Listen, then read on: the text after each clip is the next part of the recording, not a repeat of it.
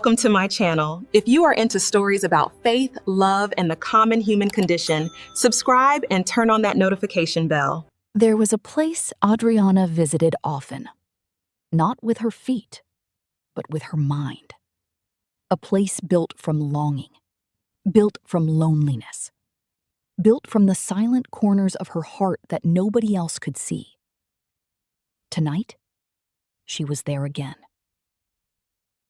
The church sanctuary stretched endlessly before her. Lightning flashed through stained glass windows. Thunder rolled across the sky.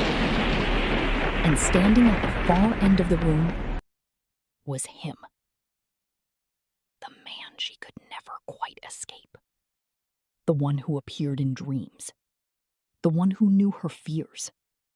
The one who knew her secrets. The dark figure. He never chased her, never threatened her, never raised his voice. Yet somehow, he terrified her more than any monster ever could. Because every time she looked into his eyes, she recognized something. Something familiar. Something that felt dangerously close to herself. And then, he smiled. You always choose me. Who are you? I was created for you. Adrianna jolted awake. Her chest rose and fell rapidly. The room was silent. No thunder, no sanctuary, no mysterious figure. Just her bedroom, just reality, just another sleepless night. 3:14 in the morning. Again. The clock glowed beside her bed. The Bible on her nightstand sat exactly where she had left it. Everything looked normal. And yet, her heart was still racing. She rubbed her face, trying to shake the dream away, trying to convince herself that it meant nothing. But deep down, she knew better. This wasn't just a dream. It never was. If you asked anyone at church about Adrianna Thorne, they would probably smile and say something like, "Oh, Adrianna? She's amazing." And honestly, they wouldn't be wrong. Ministry outreach is finalized here. Perfect. We missed you. Oh, I missed you too. Look at you both. And honestly, they wouldn't be wrong. She was the person who remembered birthdays, the person who organized outreach programs, the person who somehow managed to solve problems before anyone else even noticed them. Need volunteers? Call Adrianna. Need a youth event organized? Call Adrianna. Need encouragement? Need prayer? Need leadership? Need wisdom? Well, you already know the answer. People trusted her. People respected her. People admired her. But admiration can be a strange thing, because sometimes the more people admire you, the harder it becomes to tell them you're struggling. At work, things weren't much different. Adrianna excelled. Budgets balanced. Projects succeeded. Deadlines were met. Coworkers depended on her. Managers praised her. Promotions came. Recognition followed. Everything looked perfect. And maybe that was part of the problem. Because perfection has a way of becoming a prison. Once people expect it from you, you start expecting it from yourself. And after a while, you stop asking who you are beneath all the achievements. But there was another version of Adrianna. One nobody knew. A hidden life. A secret kingdom. A world she carried everywhere. Inside her imagination. It started when she was young. An imaginary friend. A fantasy during thunderstorms. A story before bedtime. Harmless things. At least, that's how it began. But years passed, and those fantasies grew. They became detailed, complex, beautiful, dangerous. Entire worlds existed inside her mind. Mysterious strangers and impossible love stories. Stories that felt more exciting than reality, more intense than reality. Sometimes even more comforting than reality. And that's when fantasy becomes a problem. Not when it exists, but when it begins replacing real life. Worlds filled with moonlit streets, forbidden romances. There were moments when Adrianna disappeared. Not physically, mentally, emotionally, spiritually. One afternoon as a teenager, she became so absorbed in one of her imagined stories that she missed her stop completely. She rode nearly across town before realizing where she was. Another time, she found herself crying. Not because something happened, but because something imagined happened. The emotions were real. The tears were real. The pain was real, even if the story wasn't. And that frightened her. Because how do you fight something that exists entirely inside your own mind? So she prayed, often. Sometimes in church, sometimes in her car, sometimes kneeling beside her bed. And the prayer rarely changed. Lord, please help me stop running. Simple words, honest words, words she never shared publicly. Because everyone thought Adrianna was strong. But strength doesn't always look the way people think it does.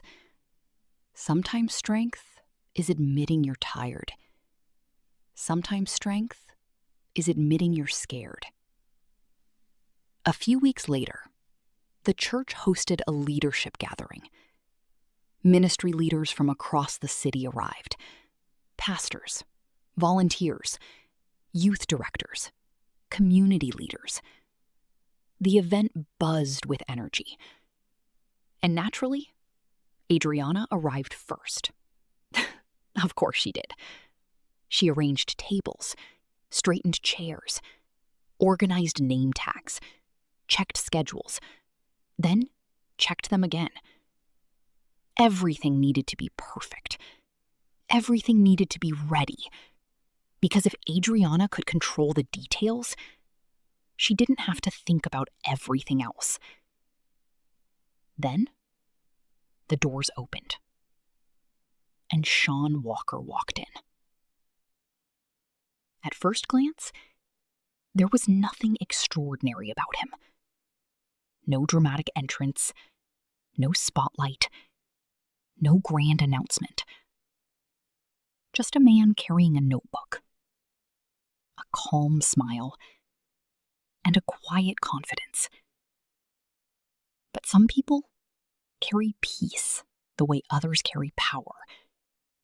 And Shawn was one of those people. He moved through the room naturally, comfortably, like someone who knew exactly who he was and didn't need anyone else's approval to prove it. Adrianna noticed him immediately. Not because he demanded attention, but because he didn't. I've heard remarkable things about your ministry. People tend to exaggerate. Not this much. Their first conversation should have been forgettable. Just introductions, just ministry talk, just logistics. Nothing unusual. And yet, something felt different. The conversation flowed effortlessly. They talked about leadership, youth ministry, faith, community outreach, the kinds of topics church leaders discuss every day.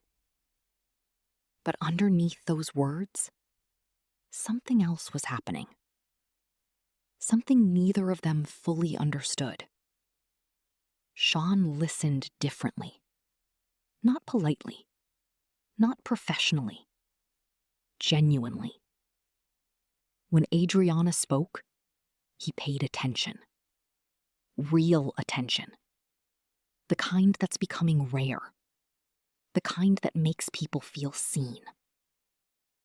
And for someone who had spent years hiding behind competence, that was unsettling. Very unsettling.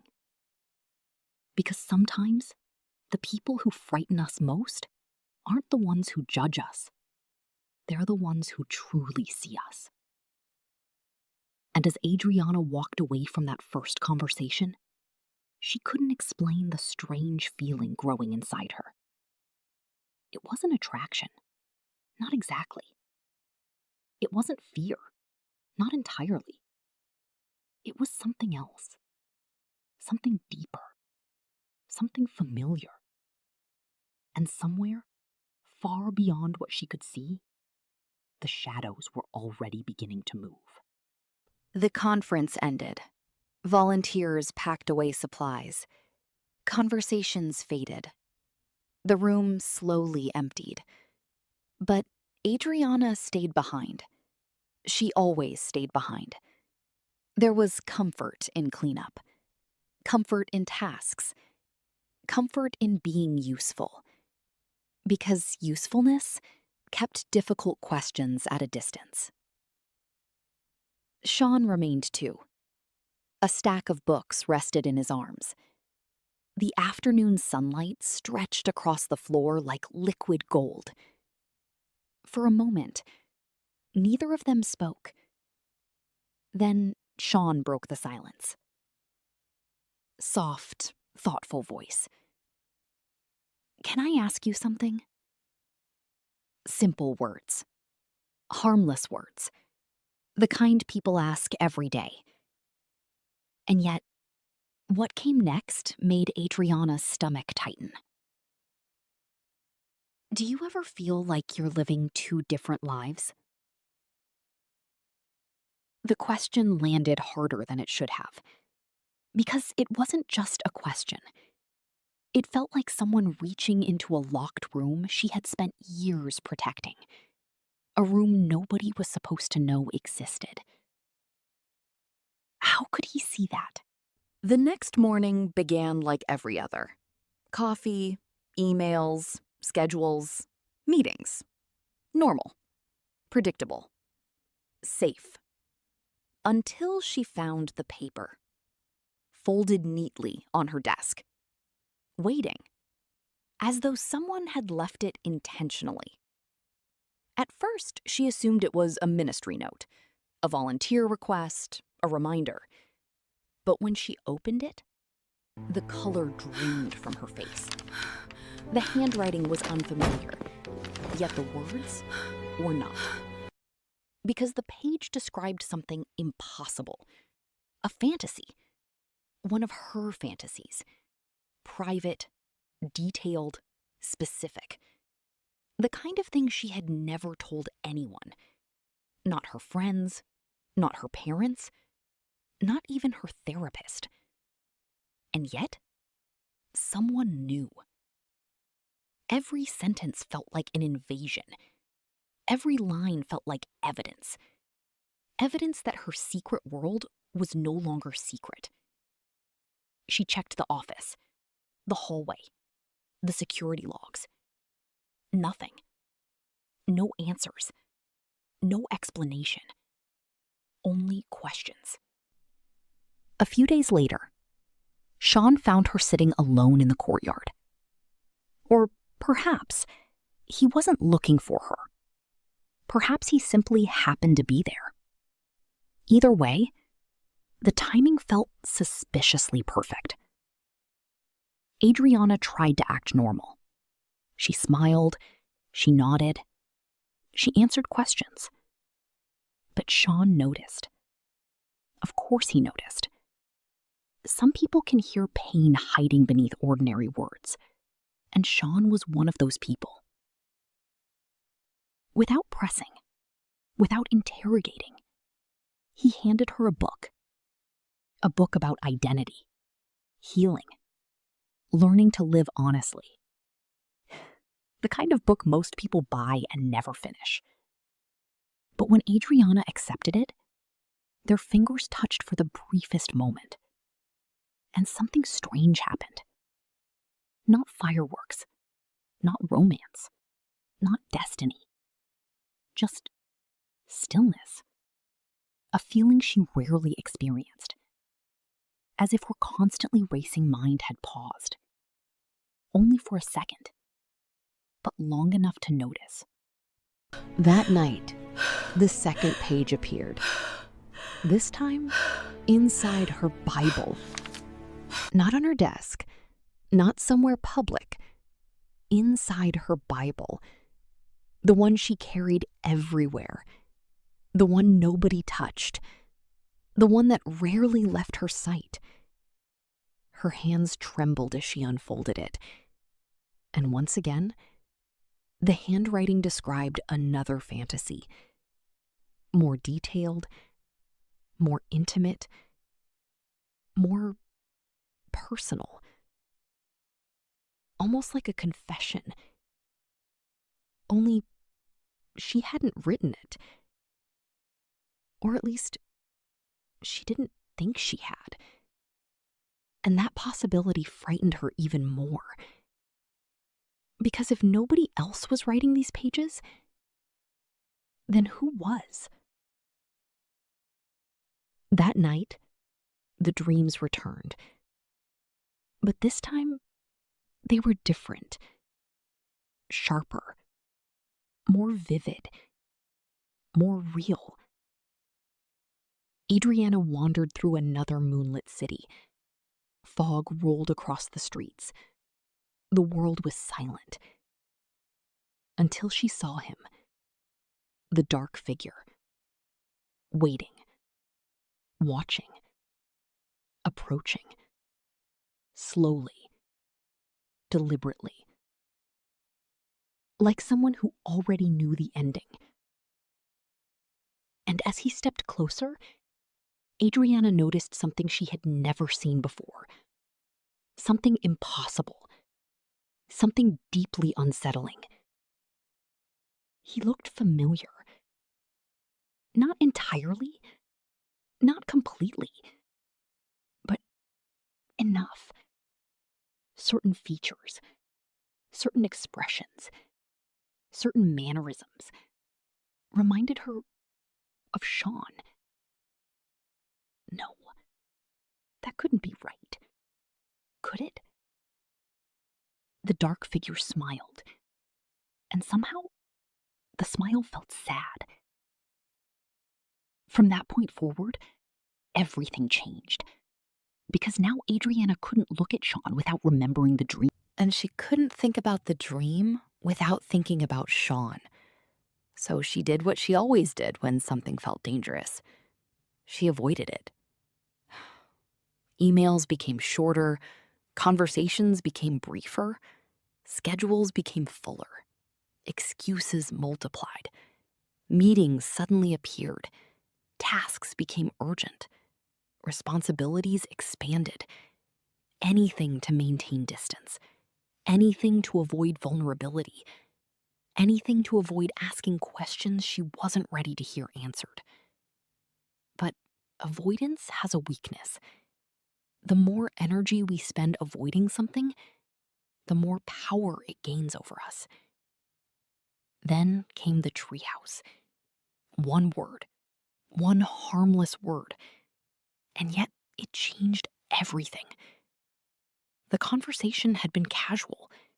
Childhood memories, funny stories, embarrassing moments.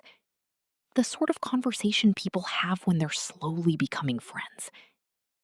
Then Shawn laughed softly. You seem like the kind of kid who had a treehouse.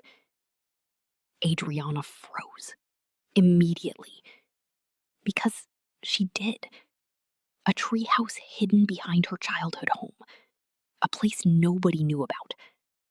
At least, almost nobody. She never told Shawn. Never mentioned it. Never posted photos. Never discussed it publicly.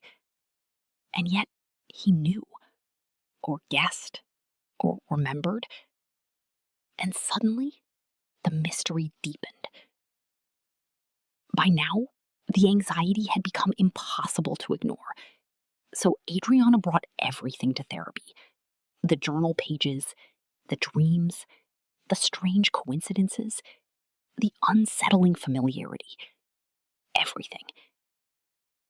Dr. Hannah Reeves listened carefully, patiently, professionally, the way good therapists do. She didn't rush to conclusions, didn't dismiss concerns, didn't offer easy answers. Instead, she asked questions. The kind of questions that quietly dismantle assumptions. Some mysteries refuse to stay buried, and eventually, curiosity becomes stronger than fear. That curiosity led Adrianna to the church archives, a forgotten basement filled with decades of history.